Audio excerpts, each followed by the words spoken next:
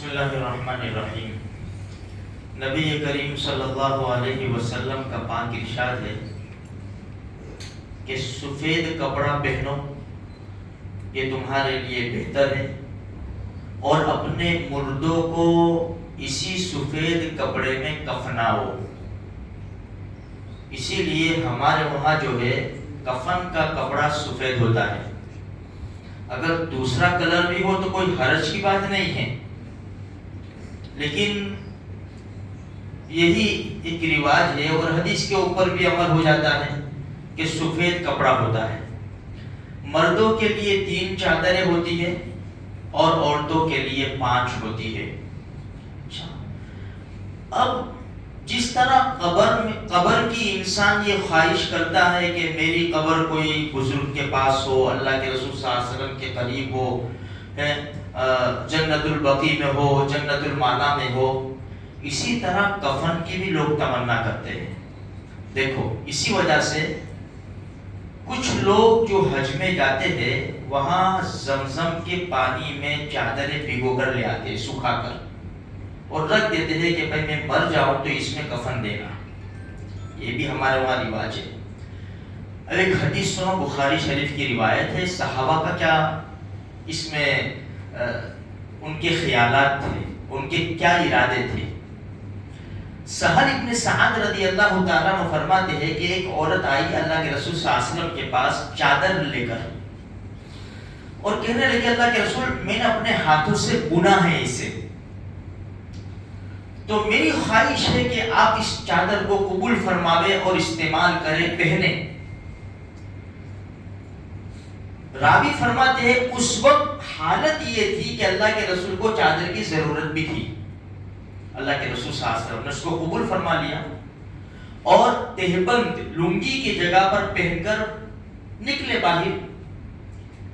عبد الرحمن ابن عوف رضی اللہ تعالیٰ عنہ کی نظر پڑی، اللہ کے رسول بڑی اچھی چادر لگتی ہے، آپ مجھے کیوں نہ دے دو؟ تو صحابہ تھوڑے سے عبد الرحمن ابن عوف رضی اللہ تعالیٰ عنہ کے اوپر تھوڑے سے کہ یار یہ کیوں آپ نے ایسا کیا؟ اللہ کے رسول کو چادر کی ضرورت ہے اور آپ نے چادر مانگ لی، اور آپ کو معلوم ہے کہ اللہ کے رسول کے پاس کوئی بھی کوئی چیز مانگتا ہے منع نہیں کرتے، اللہ کے رسول دے دیں گے۔